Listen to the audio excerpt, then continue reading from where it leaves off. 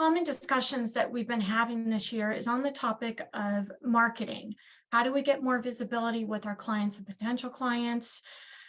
Today, we have invited sales and marketing expert Adam Scully-Power to join us in the discussion. And Adam knows I could probably spend the next hour just introducing him.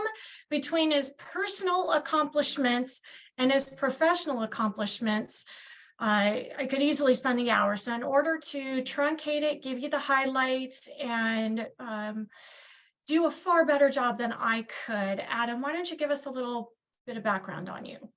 Yes, well, Kristen, first of all, thank you for having me here today. And this is such a great topic, and it's really so relevant to almost all business owners. So, gosh, as way of background, I've been in the investment and asset management industry now for the past 25 years and have worked across sales, investment, product development, and marketing, really to help build a number of businesses that have grown into multi-billion-dollar sales growth. I've helped develop and bring new innovative products and services to the market.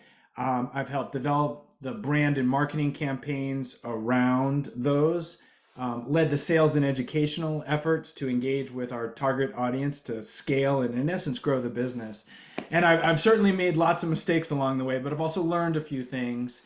And some of the key principles and strategies that we'll talk about today are really designed to help companies and business leaders and organizations grow in what is and continues to be an ever-changing world. And I'll just mention, because I know you, if I don't, you will, which is a little interesting fact about me is outside of all of that stuff, I have, over the last decade, somewhat gotten into the world of ultra endurance sports and have completed some of the world's hardest races. And that's a whole nother topic that that's taught me a lot as well about some of the things that we'll maybe touch on today. I appreciate that you brought that up. As a fellow endurance athletes, when people say you do Ironmans, you're crazy. I'm like, you got to meet my friend Adam. What I do is nothing compared to that. And I explain, it really goes to your mindset and sales and marketing expert as to there is no can't, there is no in your mindset. Anything and everything is possible. You tell the story of a salesperson who was always number 2 and wanted to be number 1, and he grew at 50% and then he doubled. And it was through this media company mindset that you helped him do it. I'd love for you to explain a little bit more what you mean by that. Yeah, well, that's exactly right. And in fact, that's how we met. I was speaking at an event, and I used the example of a sales executive who wanted to grow. He was number 2 at his company, had continually been number 2, but he wanted to be number 1. And the question is, well, what does it take to become number 1? And in essence, what we developed and instituted is this whole media company mindset. So let's define what that is first. I think thinking like a media company as a business owner is all about recognizing the power of storytelling and content creation, where the goal is to build brand awareness, engagement with an audience, and ultimately to drive business growth. It's about shifting your mindset from being solely focused on selling products or services to becoming a trusted source of valuable information. And that can be value-based, educational. It could be entertainment as well. But notice how the focus is on bringing value to your audience as opposed to trying to directly sell to them. And this is somewhat in contrast to how so many businesses for so many years marketed to all of us, where the product or the service was the focus. And what you find is that when you bring value, you build that brand, you build that awareness, you build trust, you build engagement with your target audience, and over time that leads to consideration for whatever your product or service is. So if I were to kind of summarize this whole media company mindset, it's about bringing value through what I call the 5 C's. Okay, so let me tell you what these are. Consistent, contextual content creates conversations. So let me say that again. Consistent, contextual content creates conversations. And those conversations leads to opportunities to talk about your services, your products, and what you bring to the marketplace. And that really is what a media company mindset is. I love that we're going down this path. Before we go too far down it, Yep. we at Cerius, I think we've tried just about every marketing strategy out there over the last 17 years, as Chris mentioned. We are a huge proponent of this. You speak on it, you've seen it in practice. Mm-hmm. I want to talk about maybe why you're such a proponent of this strategy versus maybe some pitfalls of other strategies that we're seeing out there. You got Google AdWords and a number of others where we're all veering this direction.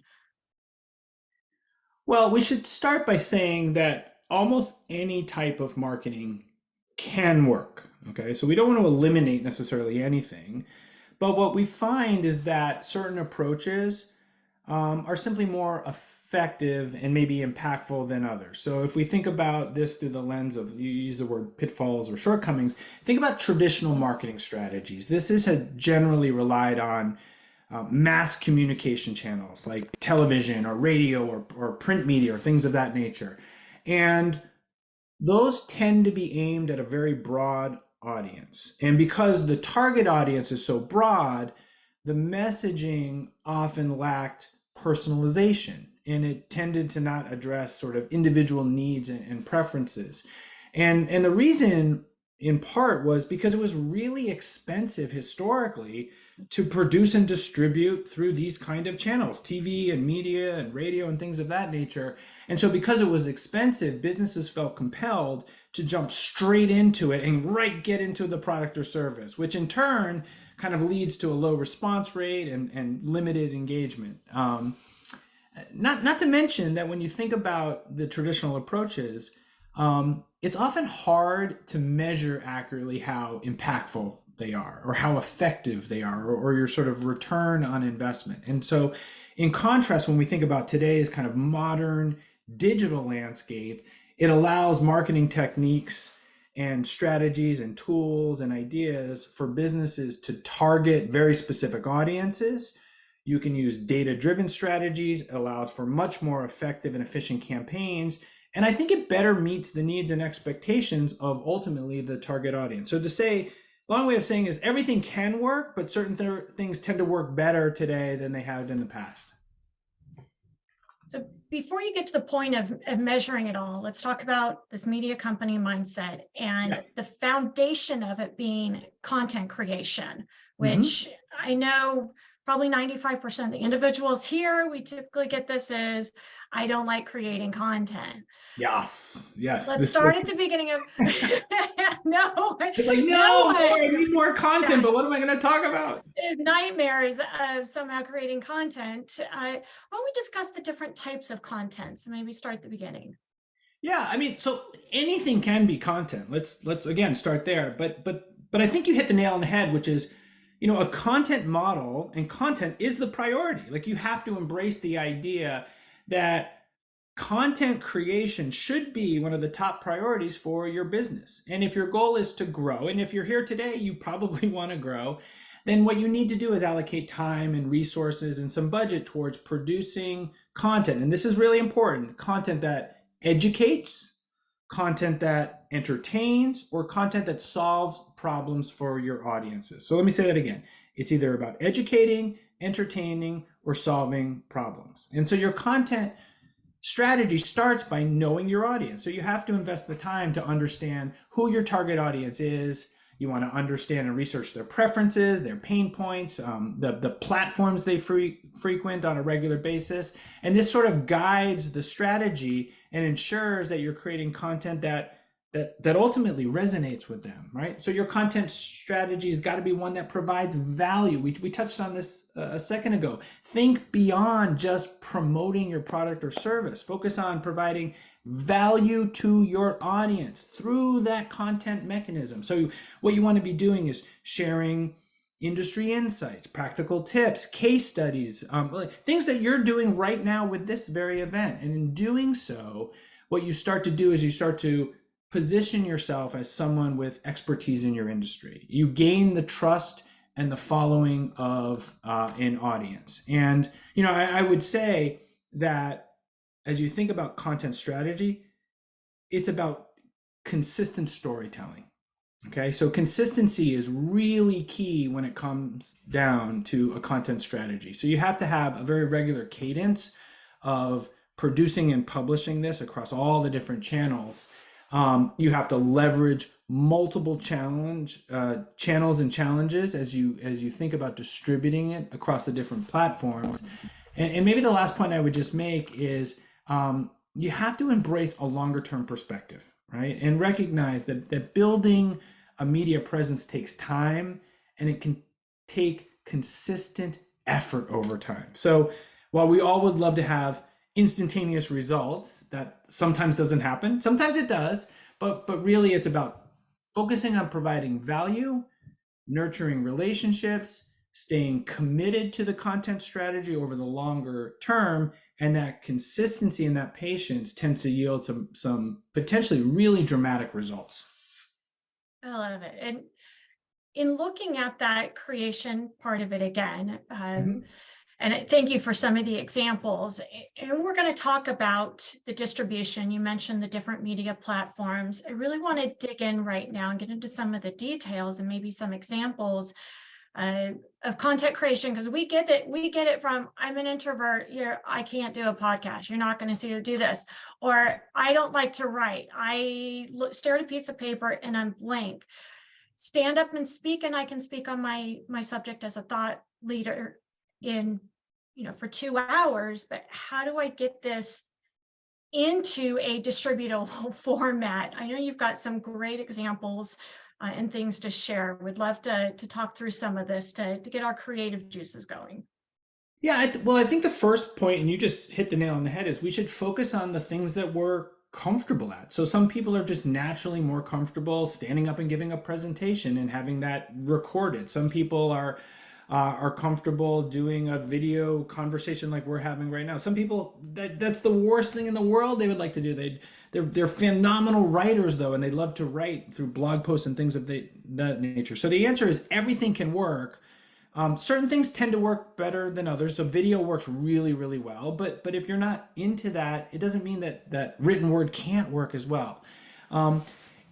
If you're getting started and you're thinking about like this media company mindset and creating content for your audience by bringing value, one of the things that we found to be an effective place to start is what we call the moderated Q&A series. And in fact, that's almost exactly what you and I are doing here right now. And why is this so effective? And that is, it provides and delivers on a couple of fronts. First, it helps you build credibility and some authority in your space. Okay, so by creating a Q&A series, you have the opportunity to position yourself, either that as a business or as an individual, as someone with expertise in your industry. You get to share your knowledge. Listeners get a chance to see you and engage with you as a credible source of information. That helps to build trust, enhances your brand, your reputation, allows you to attract new customers who now see you as a resource in, again, your industry or your space. But what if, and you sort of asked this embedded in your question, what if you're just not comfortable being in the spotlight?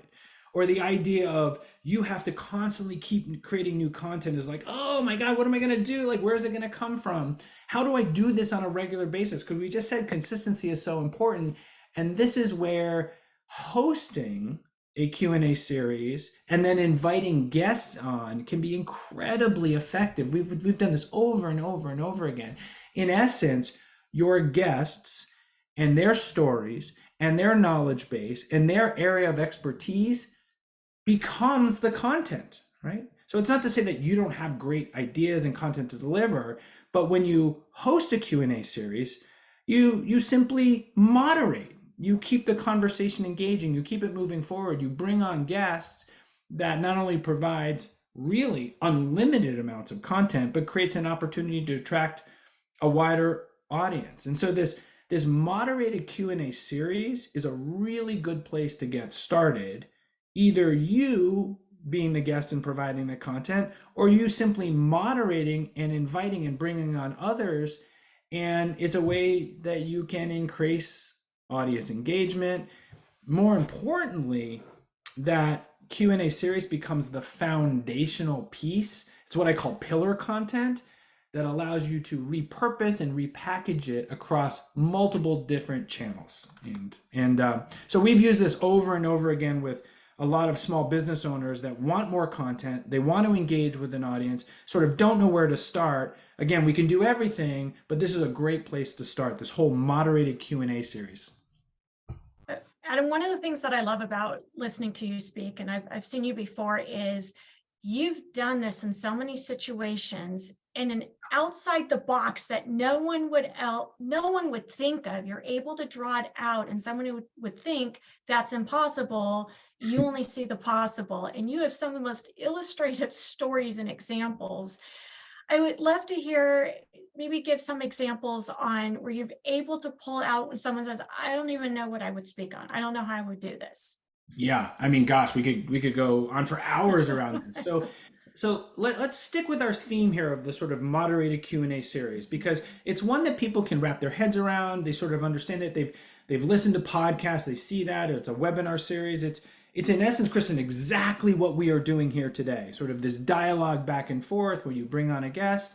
So the idea, let me share a great story. So I was working with a life insurance executive, and his goal was to sort of grow his business. And we were having this exact conversation, sort of, where do I start? How do I invite people? Like, what type of topics can I do?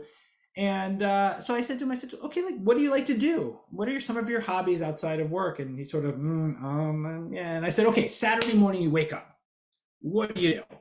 And he says, I cut my grass. And I go, okay. And he goes, no, but you have to understand, like, cutting my grass for me is like a big thing, because I want to have the greenest grass in the neighborhood. Like, that's my sort of goal. Like, don't tell anyone, but like, I really want to have the greenest grass in the neighborhood. And I said, you mean like lots of the people that you sell life insurance to, like, they want the same things? So I said, why don't you reach out? One of your guests could be the biggest landscaping company in your town. You can invite the owner on, and you could interview him or her on how do you have the greenest grass in your neighborhood? And you simply ask questions. And guess what? They're expert in this.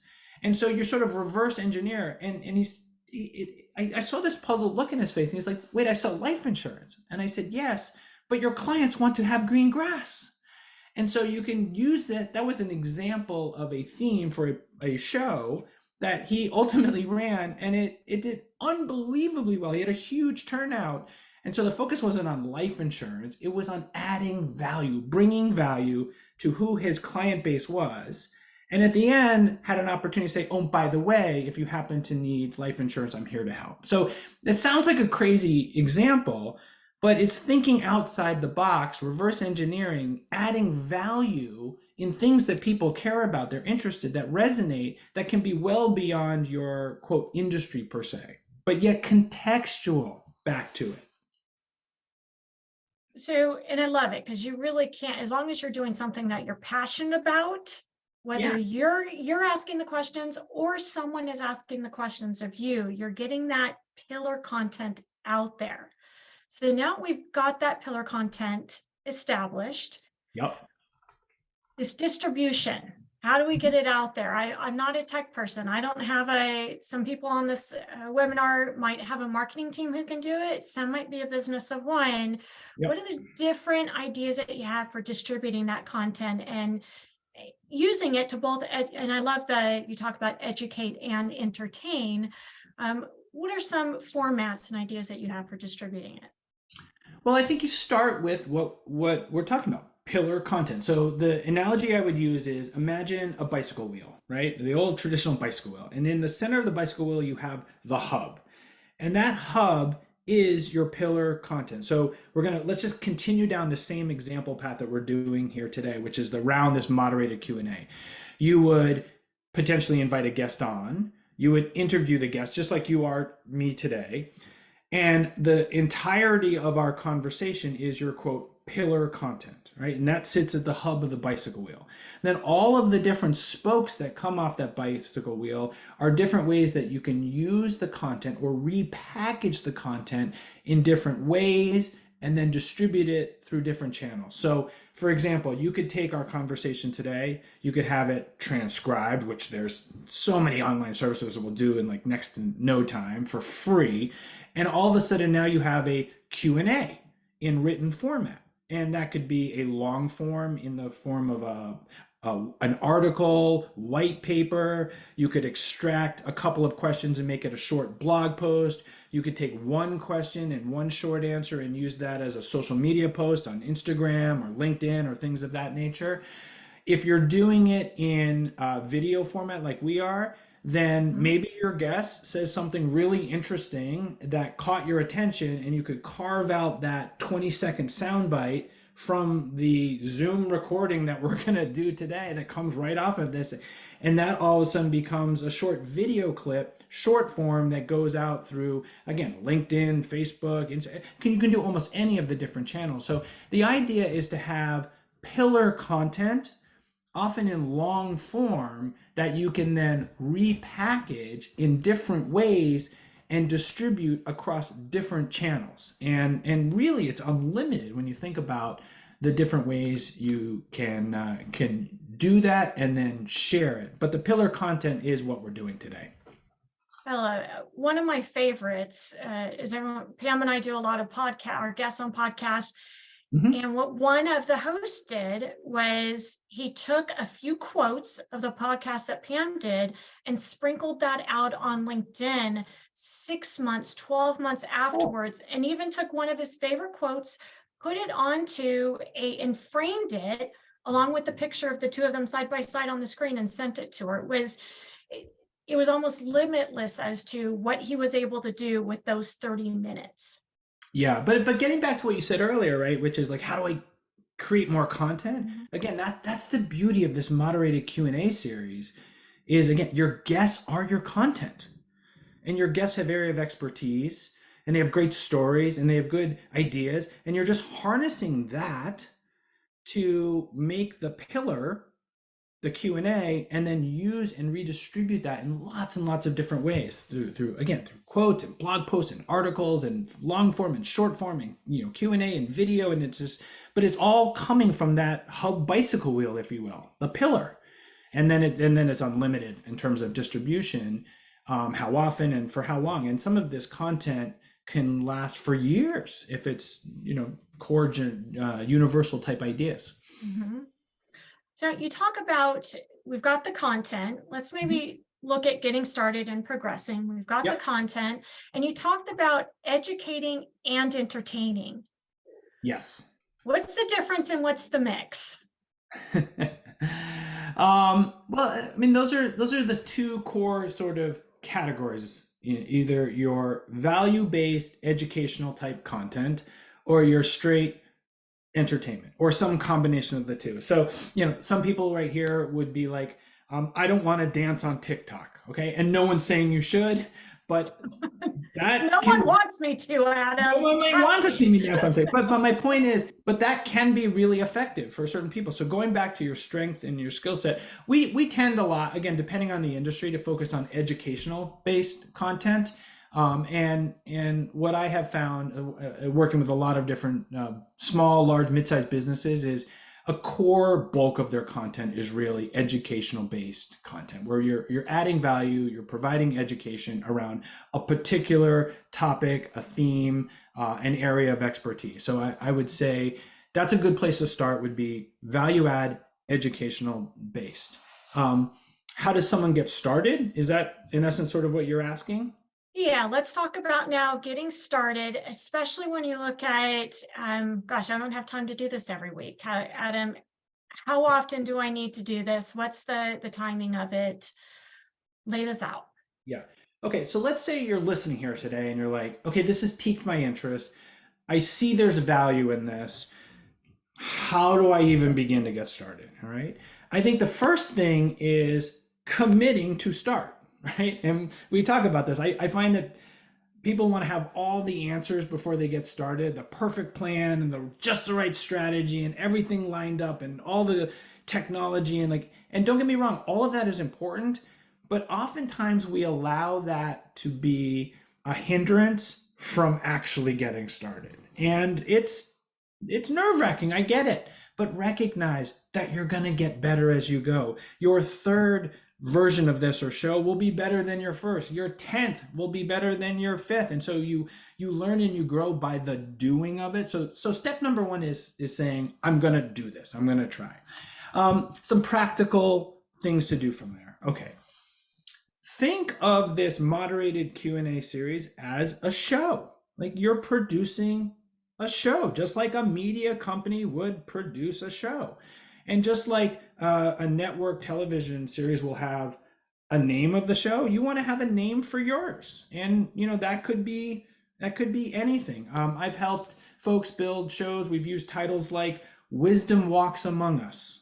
Okay, title of the show. We've used things like Ideas for Impact with, and here's where you would insert either your company name or your own personal name, depending on what you're trying to promote. But I do like the idea of incorporating your name into the show. So Ideas for Impact with, Fred Smith. I'm just making a name up there. So you want to have a name, and you want to start producing your show through that sort of branded name. And don't get so hung up on the name. It's not that important. It's just something to ground it with. You will then want to have sort of a theme of your show. So what areas do you want to bring value in? This can be in your particular industry, or again, you can reverse engineer your target audience, like the example we use with greener grass. So let's just say your industry is something that you sell to business owners in a particular city. I mean, you could run the small business show in that city, and you could interview business owners tell me about your business and how did you get started and how long have you been in business and what are some of the lessons you've learned, and you're going to build an audience and you're going to get known. And at the end you say, oh, by the way, here's what I do. So the idea of the show is not to necessarily promote your business or your service, your project or your product. It's to build brand awareness and engagement. And that consistent contextual content creates conversations, and those conversations then leads to opportunities to say, oh, by the way, this is what I do. So we have the title of our show, we have a theme or an area that we're going to do, and then you reach out and you start inviting people. You say, hey, I have this show. It's called Ideas for Impact, and you are someone who provides impact, and I would love to interview you on my show. Would you be on it? And here's the crazy thing. People say yes. Most people say yes. They want to come on and share. And so you start, and then you just do your first one, and then you keep going, and you learn as you go. And each one is that's the sort of recipe. It's not rocket science, but that's how you do it. Most people will use something like Zoom, just like we're doing here today. And you set up a Zoom, you can have a free account, and you get started, and then you invite people. And recognize, and I think this is really important, because this is one of the challenges I think we struggle with as humans is as we're getting started, is they say, what if nobody shows up? Especially when you're doing a live event. You're like, what if no one shows up? It will be a failure. And I go, no, you don't understand. Remember, the show is the pillar content to create all of the things that we just talked about. So if nobody shows up at first, that's okay, right? Again, you're looking to develop the pillar content. You're looking to get started, but then you can't stop there. You've got to use that pillar content for all of the follow-up. And what if you do it well, what it does is you start to occupy what I call mental shelf space in your clients, prospects, or target audience. So imagine you do a show and you send out an invitation in advance, touch point. You send up a follow reminder invitation, touch point. You do the show, touch point. You do a follow-up after. The 2 key things I took away from the show today, touch point. You do all of the hub, you do all of the spikes of the bicycle wheel where you excerpt the clip and the quote and the video, touch point, touch point, touch point. You're building brand, you're building awareness, you're occupying mental shelf space with people even if they don't show up, which is why consistency is so important, Kristen, when it comes to this whole concept.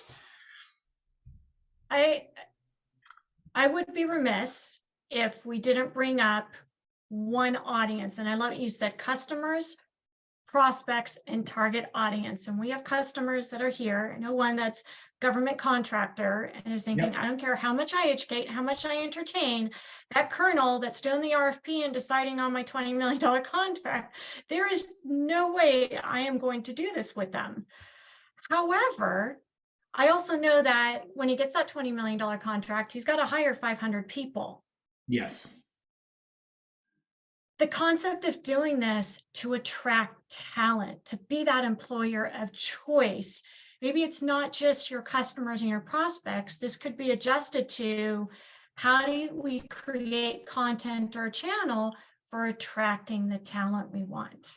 Yeah, I mean that absolutely. I mean, remember, content creates conversations. The goal is conversations to occupy that mental shelf space, to be in the game. And so, it's amazing what happens when you start down this path. Like you start interacting with each other. That's how you and I actually met. Yep. I spoke at an event in DC and you reached out to me and we started talking, and then we were like, well, how would we create something like this for ourselves? And we walked through the sort of template and the blueprint, and once you get in the game, like you start meeting different people and engaging in ways that you hadn't thought before. So, there's so many ways to create content in the market. There's so many different distribution channels, and we don't have time to go through everything today. Mm-hmm. But I will tell you that this moderated Q&A approach, this your guest is the content model, is a great and relatively easy way to get started. And then it starts to build on itself. And all of a sudden you sit back and you're like, I got an email the other day from somebody who runs a big software service business. And he called me and he's like, I'm thinking about starting like a podcast. And we talked through it. And what he ended up doing was a video webinar podcast type thing. It was called Adapter's Advantage. That was the name we came up with. And I said, I was his first guest because he was nervous. I said, I'll be your first guest and let's just do it. And, and then he just had his 100th episode. So all of a sudden it has a way of accumulating. So the answer is just to start. And this is a relatively easy way to use your guests as content and their audience to help build your own. You're absolutely, I've never had anyone turn me down, and I have never turned anyone down when being asked to join either a podcast, a recording session, whatever it may be. You're absolutely right. Yeah. And you'd be amazed at the relationships that you're able to form out of that. And you hit on that word engagement. We want to engage with our audience and prospects because we don't go from strangers to trusted partners overnight. That's a journey. And I love that you've laid out that journey for us. I should also say that if you're in a business where you're prospecting for people, it's a lot easier to meet somebody or out at a cocktail party or an event or whatnot and say, hey, I run a show. It's called, Ideas for Impact with, your name is in the title. I bring in really interesting people. We talk about lots of really interesting things on a particular theme, area, whatever. Hey, would you like me to put you on the distribution list? You might see a title that really interests you and jump in, and you can't make everything. I get that.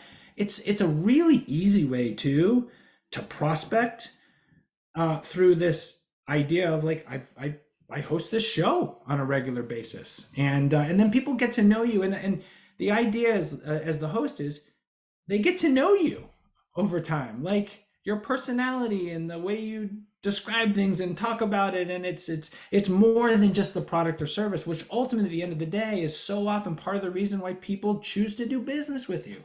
So on so many levels, this works. I love it. Me personally, I just missed my calling as a news broadcaster, and this is my way to gain it back a little. I do it for the sheer joy of being out there educating and hopefully entertaining. Yeah. And Adam, you've given us more than enough to get started. Certainly, if there's any questions, we're happy to answer those. Connect with Adam, either one of us being guests. Adam, thank you so much for all of your wisdom and years of experience and sharing that with us today.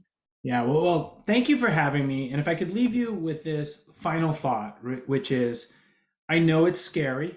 I've worked with so many people who want to go down this path. They're nervous. They're not sure how it's going to turn out. They're not sure how they're going to sound or look or how it's going to come out. Please just start. Give it a try. Do one episode. It's not that hard, because when you find great people to come on and share their stories and their experiences and their knowledge base, you just have to ask some questions. It's 7 or 8 questions, and they're going to respond, and you just guide the conversation. And you're going to find that it's actually not that hard. It's actually a lot of fun. You get to meet some amazing people along the way. You build brand, you build awareness, you build engagement with your clients and your prospects and your target audience.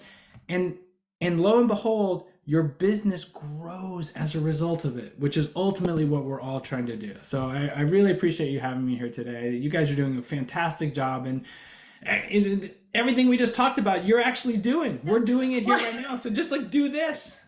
There's a reason why I've been doing this for close to 10 years. It not only does it work, I love it. I enjoy it. Was scared absolutely out of my mind the first time. The one trick I will say is I never listen to myself after I record it. I send it off, and even back then, that was my trick.